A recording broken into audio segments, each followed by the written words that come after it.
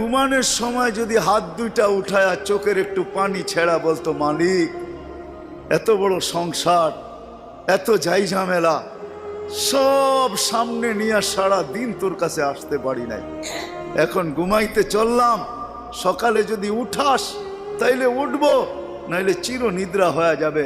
কেননা ঘুম তো মৃত্যুই, ঘুম তো মারা যাওয়াই, নাইলে ঘুমের থেকে ওঠার দোয়া এটা কেন হবে?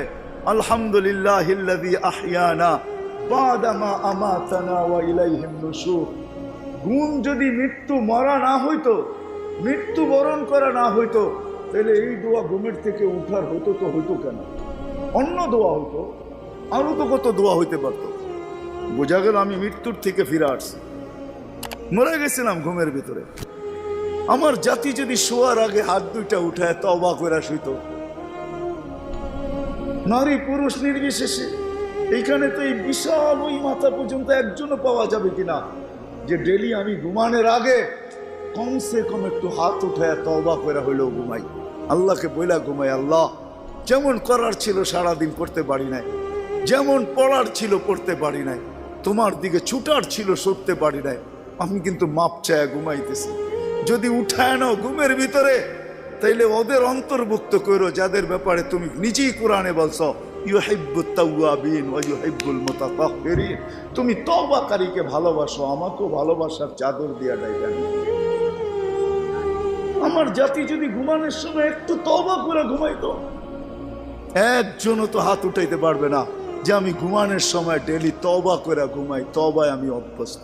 যুবক আসো, ভাবো, সবার পায়ে হাত রাখা বলতেছি, যে যে স্থানে আছি, যার যতটুকু পজিশন দুনিয়াতে, রিক্সা চালাও, তুমিও ভাবো যে এই ছোট জীবনটা কেন দিলেন? বাবা উচিত কেন দিলেন? ওই জান্নাত পাওয়ার জন্য দিলেন। বলে আপনি কি করে বলেন? এই জন্যই বলি, কেন আমাদের যাত্রা জান্নাত থেকে, আমরা জান্নাতে যাব। আদম আলাইহিস সালাম জান্নাত থেকে যাত্রা শুরু করছেন, আবার উনি ফিরা জান্নাতেই যাবেন। আমাদেরকে যদি আল্লাহ জান্নাত না দিবে, তাহলে মুসলমানের ঘরে আমার অস্তিত্ব দিল তো দিল কেন? আমি তো ডিমান্ড নোটও ভরি নাই, আমি তো আল্লাহর কাছে চাইও নাই, আমি তো আল্লাহর কাছে অনুরোধও করি নাই। আল্লাহ সদ ইচ্ছা আমাকে মুসলমানের ঘরে পাঠাইছেন। দুনিয়াতে পা রাখতে দেরি, আজান একামতের ধ্বনি আমার কানে আসতে দেরি হয় নাই। কিন্তু সব সত্য, কিন্তু এটাও সত্য আমি সবকিছু পাওয়ার পরে হারায় গেলাম, আল্লাহকে ভুলা গেলাম। এই জন্যই কোরআন আমাদের কানে ধ্বনি দেয়, কুতিলাল ইনসানু মা আকফারা। ও মানুষ, তুই অকৃতজ্ঞ হইলি তো হইলি কি করে? উচিত তো ছিল ফল আসলে গাছ আরো ঝুঁকবে, ফল আসলে আরো ঝুঁকবে। উচিত তো ছিল শিক্ষিত মানুষগুলা শিক্ষিত হইয়া 24 ঘন্টা আল্লাহর কুদরতি পায়ে পড়া থাকবে। উচিত তো ছিল ধনী ধন পাওয়ার পরে আল্লাহর কাছে কাছে থাকবে। উচিত তো ছিল যুবক যৌবন পাওয়ার পরে আল্লাহর কুদরতি পায়ে যায় মাথা ঠেকায় দিবে, মালিক তুই আমাকে যৌবন দিছিস, দূরে যাই তো যাই কি করা, যৌবন তো তোরই দেওয়া। 24 ঘন্টা আমাদের উপরে রহমতের বৃষ্টি বর্ষিত হইতে থাকে। তারপরও আমাদের সমাজের মানুষগুলা একটু ভাবে না, একটু চিন্তা করে না এই ছোট জীবনটা কেন দিল। আসলাম আর যাব। উর্দুতে বলে খানা কামানা খানা সোনা সুবা পাখানা। এটার জন্য তো দুনিয়ায় দেন নাই, জীবনটা দেন নাই যে কামাবো, খাবো, ঘুমাবো, আর সকালে খালি করব, আবার কামানোর জন্য ছুটবো। মা বোনরা হয়তো একটা আটটা বেশি করে, পকানা সাজনা সাজানা, খানা খিলানা, সোনা, আর পরেরটা তো সবারই সমান।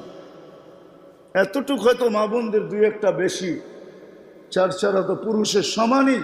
এই জন্য জীবন পানা। আসেন ভাবি, কোন দিন এটা ফুরে যাবে কেউ জানবে না। মৌত কারো কাছে মিস কল দিয়ে আসে না। দুনিয়ার কোনো ব্যক্তিত্ব নাই, একজন ব্যক্তিত্ব ছিলেন, মৃত্যু যার কাছে বইলা আসতে হয়েছে। আল্লাহ নিজে বলছেন মালাকুল মৌতকে, বন্ধুর কাছে যাবে, অনুমতি দিলে ঢুকবে, নাইলে ঢুকবে না।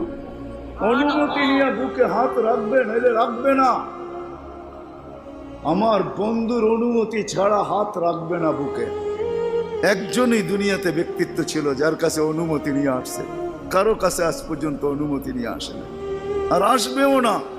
সত্য এটাই। এই জন্য আসেন, ওই জান্নাত, এটাই আমাদের ছোট জীবনটার উদ্দেশ্য।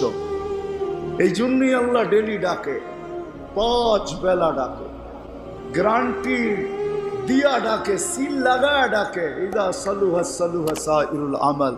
5 ওয়াক্ত নামাজ যদি উম্মত কমপ্লিট করে দেখাইতে পারে,